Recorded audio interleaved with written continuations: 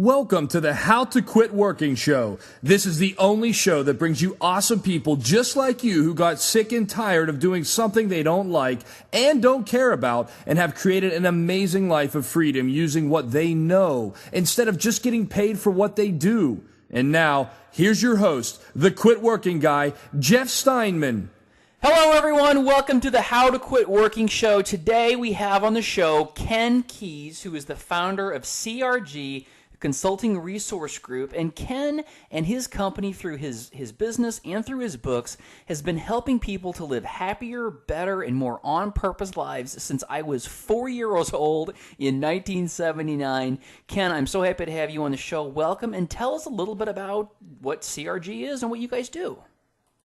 Well, one of the things, Jeff, I'm in the informational technology business or the information business now, but that's not where my roots came from. I actually grew up on a dairy farm.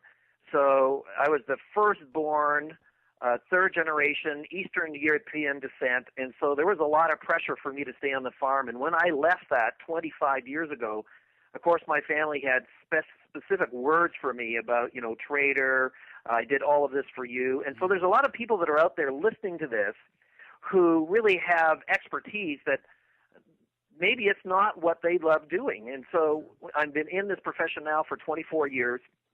And if I go back to the dairy farm, I had a doctor friend who also was a doctor for 20 years, and then he quit, and he started doing some real estate investment. And actually now what he does is he helps doctors with stress. I said, why did you do this? Why did you start going in and being a doctor? He says, well, that's because that's what my dad wanted.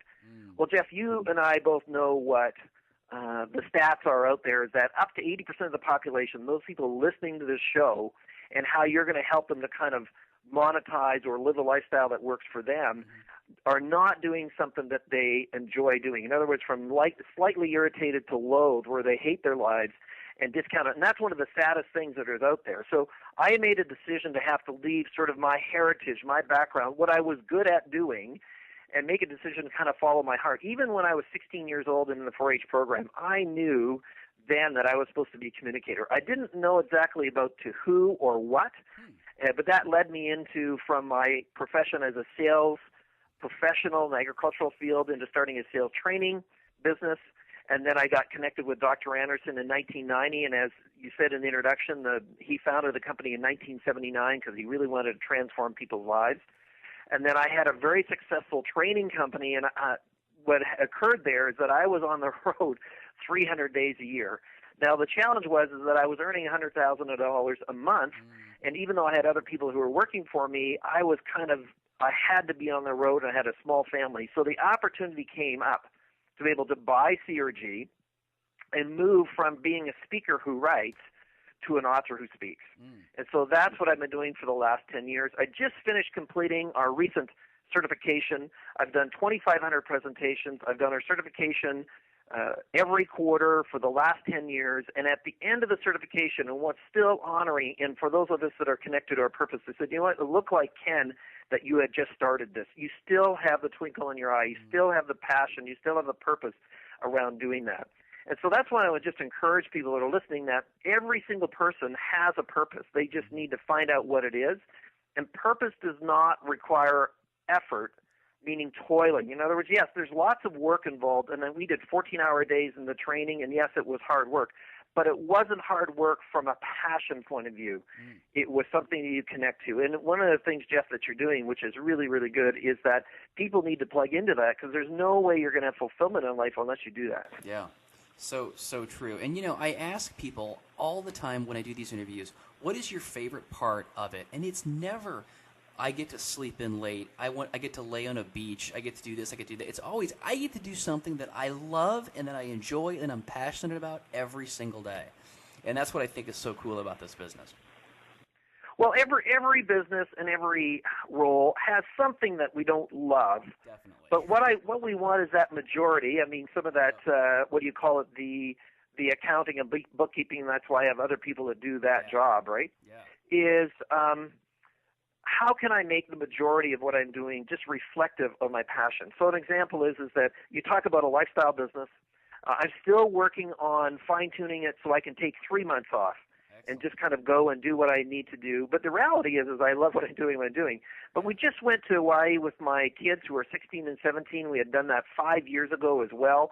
Pulled them out of school. It wasn't spring break. Go whenever we want to go. Scheduled that around it. My wife works at a university, so we went on her reading break. So that was our college spring break, if you want to call it. And just had an awesome time. And so when people say you're able to do these things, you want to structure it in such a way that serves you. And a lot of times, Jeff, people go into businesses which are opportunistic, meaning, okay, there's a good market, there's some business to be had here, some growth. And I said, especially for entrepreneurs and especially around lifestyle, we don't ever want to build a business based on the opportunity to serve clients. Yeah. We want to build a business and a lifestyle business for certain around our purpose, our passion, our calling. And a lot of times people don't know what that is. Yeah. And that's the work that we do, is to help them to get clarified about what it is. And that's awesome. And, you know, the thing that I always say, Ken, is building a business is just too damn hard to do it around something you don't like. You know, and those of us that are, and even if it's a lifestyle business, even if it's a business that's called your purpose, it takes some dedication. Yeah. It takes discipline. And without that passion, there's no way you can sustain that energy, Jeff, as you mentioned, to be able to continue to do that day in and day out. I've had the publishing company now and bought it from Dr. Anderson, who was best man at my wedding, by the way, so we're good friends, for 10 years. And I'm just now reaching kind of the levels I wanted in the company 8 years ago. Oh, okay. And so there are different things that occur where you get misdirected, or there's other effort that needs to come in, and so there's this sustainability or this effort that needs to come into play. Most of the people that you see who have been very successful, when you look behind it, you know, a lot of people say, oh, you're lucky, Ken, you're lucky, Jeff, you're able to do these things. You know what? It took intentionality. Yeah. It took effort. And if you look behind the screen and said, oh, I don't know if I would have done that, well, those of us that are connected to our purpose and passion are able to do it. Because, you know, I don't believe in motivation. That motivation is a myth. That interests compel and draws. So I wrote a book on it called My Source Experience Journal, which really is a roadmap to determining your calling, your purpose. But one of the things that happens, Jeff, is that in those people that are listening to it, said, well, I don't know what my purpose is. And so I don't know if I have a purpose. Well, every person listening to the show has a purpose. Yeah. But if you don't know what yours is, then your purpose is to find your purpose. And to find what those passions are, and to be able to look at it. There's, you know, we do a lot of work in the career development field, and there's now 40,000 job titles in North America, and growing. There's jobs that my kids who are 16 and 17 will do that are not even invented yet. And so we need to be plugged into sort of the passion, the purpose in that area, rather than, okay, a career path. It needs to be, as you talk about it, an expertise and a knowledge-based kind of economy versus a career or a position-based economy.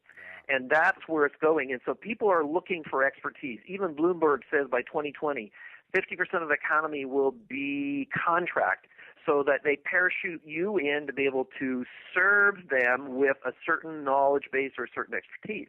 Well, if I can get clear about that, if I can really get connected. Now, some of you are great at computers that are listening. Some of you are great at medicine. Then how do you structure that business so that it serves you? Yeah. And, you know, we're continuing to refine it with ours, too. But as with intellectual property, you know, our books and assessments and tools are used globally, you know, in 35 countries and in 12 languages. So that's one of the ways that we leverage, Jeff. Yeah, yeah. Now, this is fascinating. I love the business model that you've created, but I want to ask you a question, because you said that the world is hungry for information, and I hear a lot of people, clients, prospects, just people that I meet, when I tell them what I'm doing, they say, Jeff, I can get anything I need for free on the internet. It's all out there. How do you publish information and make money on it? And Ken, what do you think about that position? Well, there's lots of stuff that is free, and there is a free model out there. But on the other hand, is that do people want to go to a higher level? Do they want to access the experts who can really take you to that next level? I mean, why do professional athletes need a coach? Yeah. They're quite good. Thank you very much. Is they need somebody to keep that discipline and structure around them. And why is coaching, or, you know, online training programs or in-person training programs so prevalent right now? It's one of the fastest growing professions in the world, is because each of us need an assistant. I mean, there's probably some people listening to the show who have had a personal trainer. Are you telling me you don't know how to lift weights? So, no, I mean, you could probably push the weight. You can lift the weight. Sure. You need that person there to keep driving you, to hold you accountable for the directions that you need to go or want to go. And that's why we engage those individuals. And you know what? Free, you get what you pay for. Yep. Free is still free. And that's great. There's some awesome information out there that's free, but you are still not getting the best as a result of that. I feel so strongly about that. There's a whole section in my book called "You Can't Afford Free," and I think that too often we gravitate towards this free stuff, and like you said, you got to have that coach there to help to uplift you and support you, keep you. I won't use the word motivated, but to keep you going and keep you moving towards your goal and help you with your form. That's one of the biggest things I got from my personal trainer was help with my form. So, and that's very analogous to anything, right? Just those little tweaks that you can do that somebody can see that you're doing, someone can see how you could maybe do something slightly different. Well, we come in as really assistants to help people to achieve breakthrough. And our assessments are very reasonably priced. They're from $25 to $50. Our leadership one is $100. And I was interviewing an individual named Richard Nodell. Now, Richard Nodell's, one of his best friends is Dick Bowles. Now, Dick Bowles wrote the book, What Color is Your Parachute? Oh, yes. Which is now, a multiple bestseller. I'm going to actually see Richard in 24 hours at a conference I am speaking at. Cool. And I was interviewing Richard Nodell, and I asked him the question because his work for the last 40 years is working with career counselors and career developers. And I said, Richard, why is it that there's still 80% of the people in the world disliking what they're doing from mildly irritating to loathe with all the opportunity, more opportunity than we've ever seen?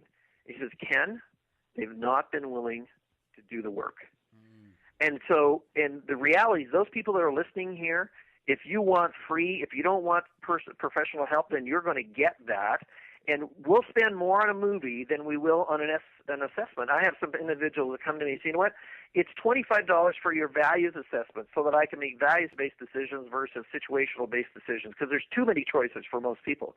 So, well, that's a lot. But they'll go out that night and they'll go to a movie. It'll be $13 or $14 or $15 or $16 for the 3D movie, and then they'll buy some popcorn, and that'll be $7 for the big bucket of popcorn. They'll spend $25 on that movie, but they won't spend it on themselves to do it. Yeah. So I'm with you, Jeff, is that there is a certain group of individuals that they don't see the investment or the value, and there's lots of research out there that the number one component to being a successful leader in whatever field that you're in the world right now is that you are a continuous learner. Yeah. And so continuous learners is that you don't ever get there. You need to be continually adding to your cadre, your depth, your knowledge. And our ability to serve others, Jeff, is equal to or less than our own development. So if you're not developed, then how could I possibly help others to develop or to grow or to impact them? And so after doing this work for 25 years, I'm just even more passionate about it as far as getting individuals to get connected to it. Now, the old story is you can lead a horse to water, but you can't make them drink. We want to work with, and I'm sure the same thing for you, Jeff, is we want to work with people who want to be worked with. And that there's lots of models out there around the attractions that we want people who want to make a difference. We want people who want to grow. And those people that if you're listening to Jeff's show and you're not making a decision, then where is that fear coming from?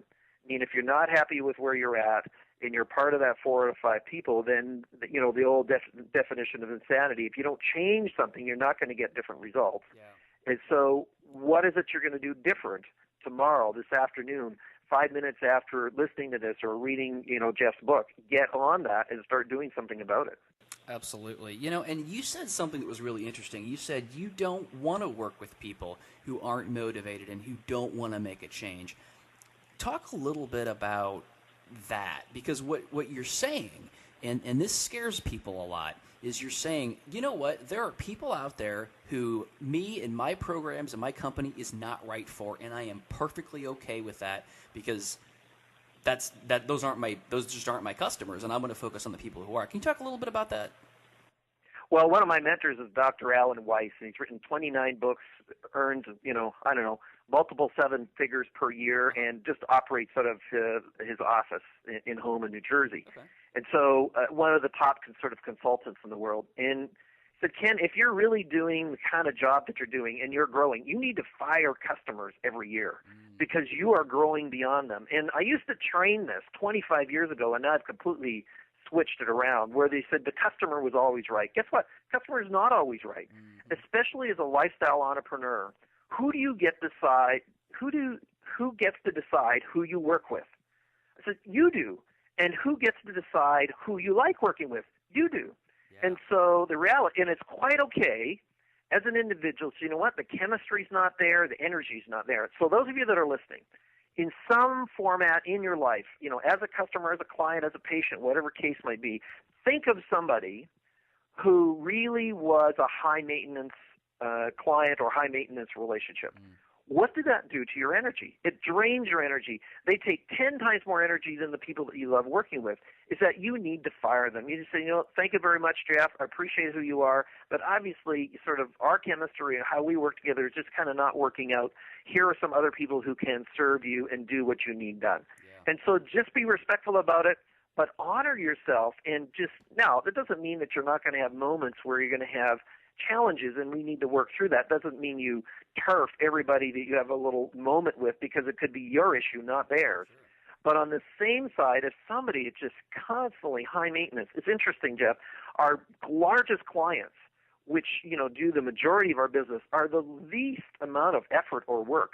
And there's these individuals who are small-minded, and I say small-minded in terms of vision, is that they phone and they're just kind of debating every little thing, and it's just painful just even working with them. And not that we don't have patience for them, but they are thinking so small, so little, is that, you know, I'm not sure you're ready for us right now. And so we use a model in ours around readiness and willingness. You know, I'm not sure if you're really willing to do what it takes. When you are, we will work with you. Here are some other clients. You might be free, some government agencies that can work with you, or other pieces, other programs out there that are a lot less. But if you want to work with us, we're not going to compromise sort of the value that we bring or a position. So as a lifestyle entrepreneur, and this is not about arrogance, this is really about confidence and honoring to ourselves so that we can actually give our best to the individuals who want to be served and work with us.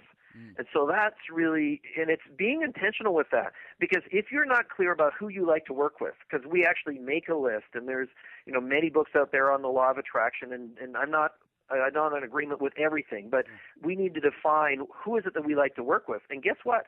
You're going to start to attract, or at least vet through, or decide who you want to work with and who you're even going to pursue as far as a client. And some people, you're just not going to chase. You know what? It's just not worth my time to go there. These are the other individuals that I want to be able to serve. And so define that and make sure that you're clear about it, because if you don't define it, then anybody will do. Yeah, yeah. You know, one of the things I discovered is I feel like I had to work with some of the wrong people before I could figure out who some of the right people were. Sure, if you're on that journey, this is a iterative process. Yeah.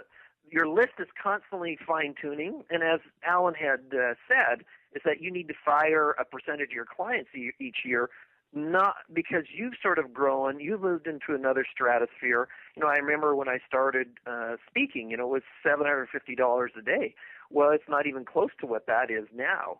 I charge that almost per hour for my coaching now. So when people look at it, so not everybody is in that capacity or area to be able to work with 20, you know, with my experience level. And somebody says, well, that seems to be a lot per hour or whatever. I said, no, you're not paying for the per hour. You're paying for the 24 years of experience that came with the hour, not so all the things that come with that as part of that. So, I mean, we need to honor ourselves. And the same with those people that are starting lifestyle businesses is to not kind of think in the poverty mindset. You really have to be thinking about abundance, opportunities, collaborative partnerships. The entrepreneur really is the one that drives the economy in North America and globally very soon. They're finding out that, guess what, that governments can't keep economies growing. They never could. And so there was some false design on that or thinking about it.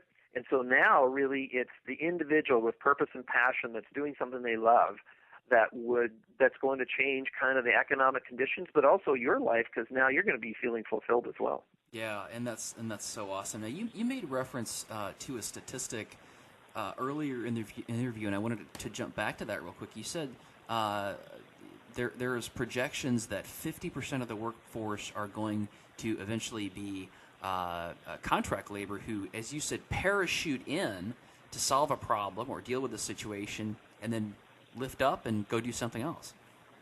Correct. That came from Bloomberg, and so he's predicting that in 7 years' time. So, this idea that my security comes within a job or this framework is completely incorrect. Your security comes from your expertise. Yeah. Security, you are now, even if you're a micro-entrepreneur, in other words, you're it, and you are the business, well, then the security really comes from your knowledge base. Security comes from your network. Security comes from your ability to have expertise that the market needs. And so that intentionality needs to come. Don't ever count on somebody else taking care of your own business, which is you, your own sort of self and what you bring to the marketplace. This idea that I've done it and it's done. I mean, even from the manufacturing point of view, that's all changing. I did a lot of work in Fortune 100 companies around manufacturing, and just it's moving into computers and technology. And yes, we still have people on the ground watching a lot of this stuff, but it's not really blue collar. It's white collar technologists that are driving the robots and all the different methodologies. Mm-hmm. So I need to be changing and upgrading my skill sets. Now, on the same side, trades are in great demand all across the world, and there's a shortage of that. Mm. So there's all kinds of opportunity there. I mean, if you're a welder, if you're a plumber, if you're an electrician, those things will never go away. They're needed. And so can I have passion around building a business there? My nephew, who is just 23 years of age, has bought the plumbing firm that he was part of. The owner wanted to sell it to him, and now here he is, a 23-year-old. He has 6 or 7 people working for him, individuals who are in their 50s or even older, and just having a great time. I mean, a little nervous as he goes through these things. Says, "Oh wow, this project is more money than I made in the last 5 years." Yeah. And but at the same time, say wow, because he just loves his business, what's going on. Has a small family, or a young family, pardon me, and so he now has some of these opportunities. Now, as you know, entrepreneurs tend to put a lot of hours in, but at the same time, we do it because we enjoy it, not because we're forced to. Yeah, and that's just my favorite part of this whole thing. There's days when I sometimes have to force myself to be away from my business, and it's not because I'm a workaholic, because I'm not. I just love what I'm doing, and it's the best problem I can think to have.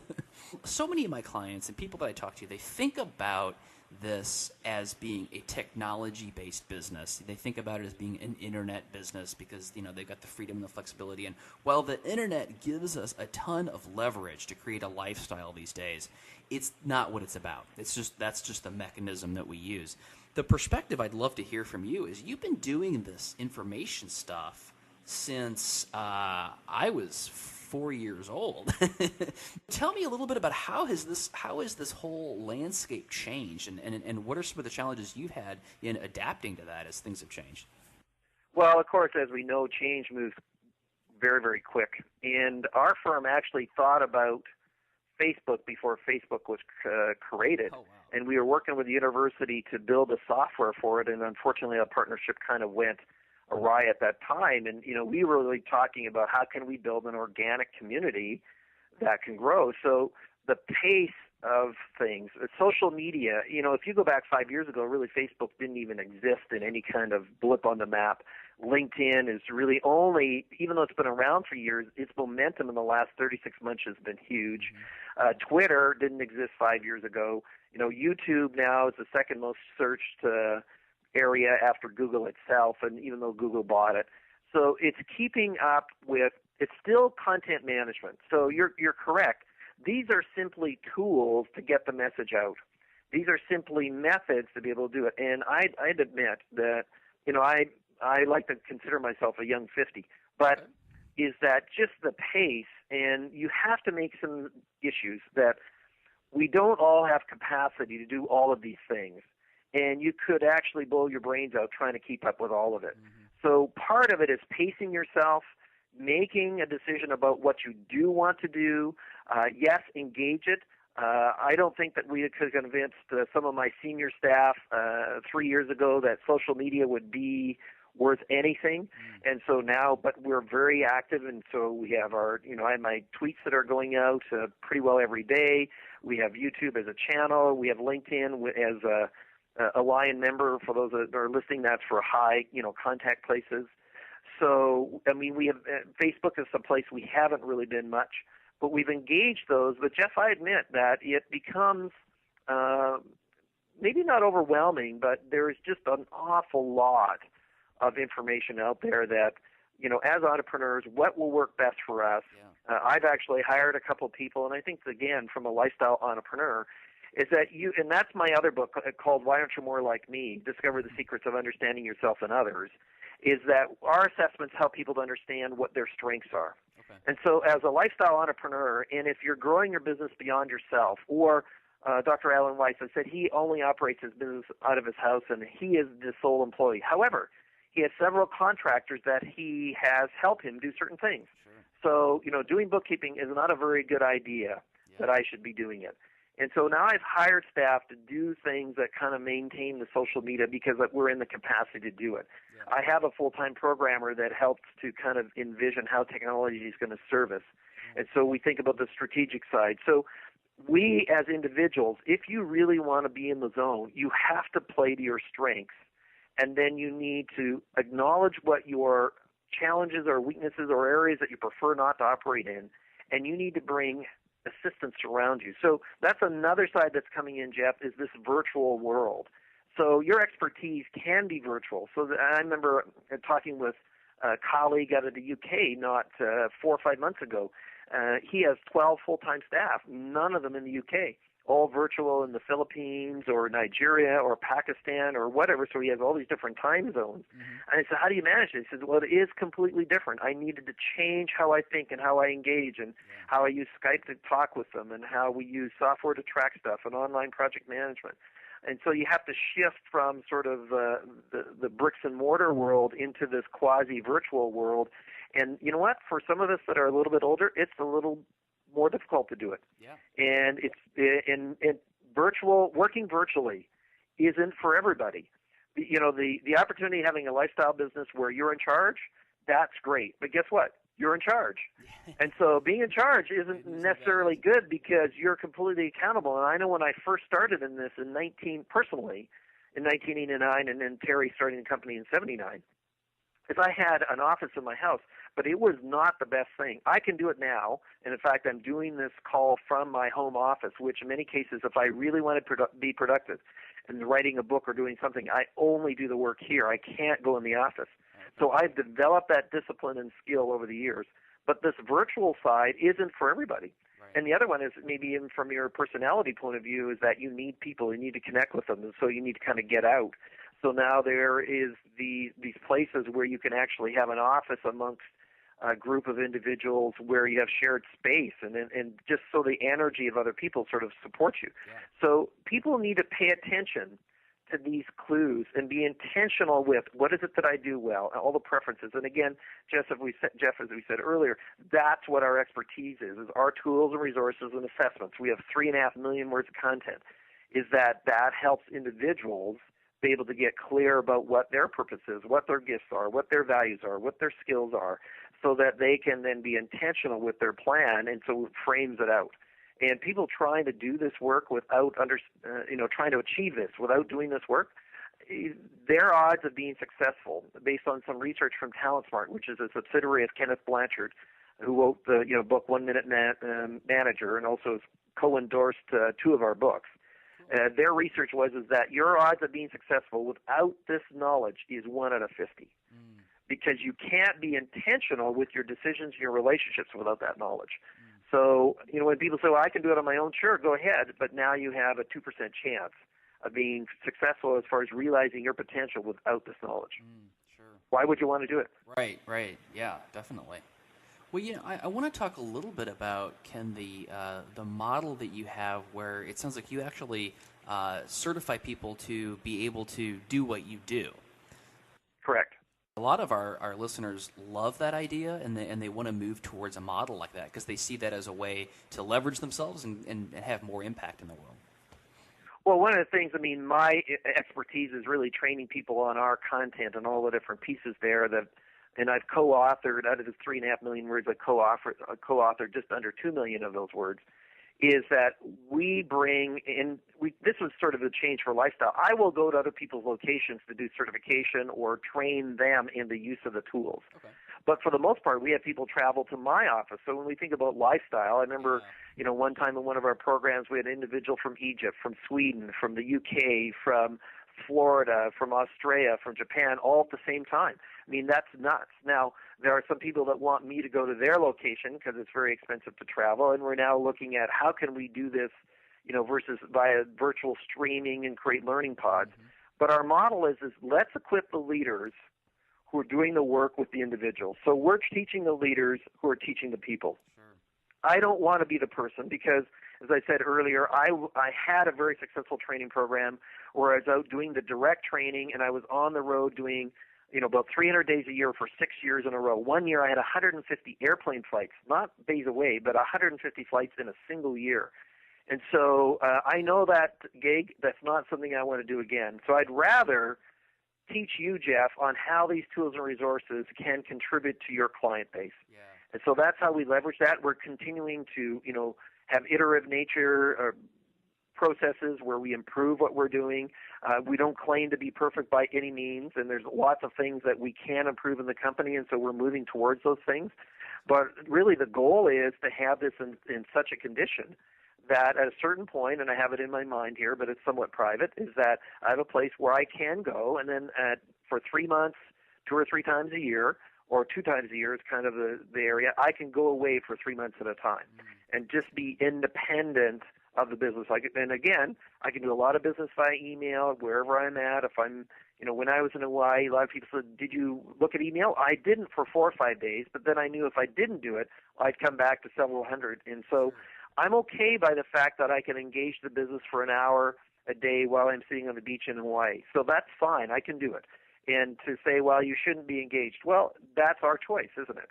And so that I actually feel better by doing that, a little bit of engagement, and then the team and staff were just taking care of things as they were going forward. So people need to think about how can you leverage your materials. Now, that's one way you do it. The other way, Jeff, is what you're doing is how can I leverage the materials through different methods like online streaming, or somebody's going to do an MP3 download, or you have it as a subscription model. So there's all these different ways that you can now have IP or intellectual property get into, or expertise get into the marketplace. And that becomes overwhelming because there's never an end to what you could do. There's never an end, especially around intellectual property, of the options of what you could do. So you have to be discerning on what the priorities are. That's such a good point because so many folks, they're out there reading the internet marketing emails, and they're reading all this and think, oh, I can do this, I can do this, I can do this. And you got to pick a couple and get really good at them. Absolutely. What would you advise someone, Ken, who might be interested in using that leveraged model of certifying other people on their process to get their message out further? Any kind of key pieces of advice you'd have for them? Well, just be clear about who is it that you're wanting to certify. I mean, who is it that you're trying to bring into the group? And, the 20/80 rule applies to us. We have 80% of the people that we certify that will do 20% of the people that we certify will do 80% of our business. Okay. So that rule seems to be pervasive throughout life, so there's no really kind of restrictions on that. But how can I move it up? How can I work with a higher stature, higher quality individuals so that, again, it goes back to this attraction process and who do you want to work with? Is be clear about who you want to serve. Who would want to be certified? And if they'd be certified with you, then for what purpose? And what would be attractive? So one of the things in our sort of attraction model is that who do you need to become and what do you need to offer so that you could attract people of that quality and that stature? And so we need to be clear about our capabilities. And so if I'm kind of just this individual starting out, how do I start with this? And so just be clear about that. There's all kinds of different models. We use sort of a licensed associate or distributor model. Mm-hmm. There's business opportunity models, and there's also franchise models, which get way more complicated, way more legal. But when you think about franchises and what people are willing to pay for them, it's just actually amazing. Well, what are they paying for? They're paying for systems and processes so that they don't have to think about them. And so one of my friends owns a furniture franchise, and they used to have their own furniture store, but then they got into a franchise, which I won't mention here, but they got into a franchise, and they said, why'd you do it? He says, well, because they handle the national advertising. They have all the campaigns. They have all the different furniture and the layout and how the stores are set up, and they do a lot of that work for us.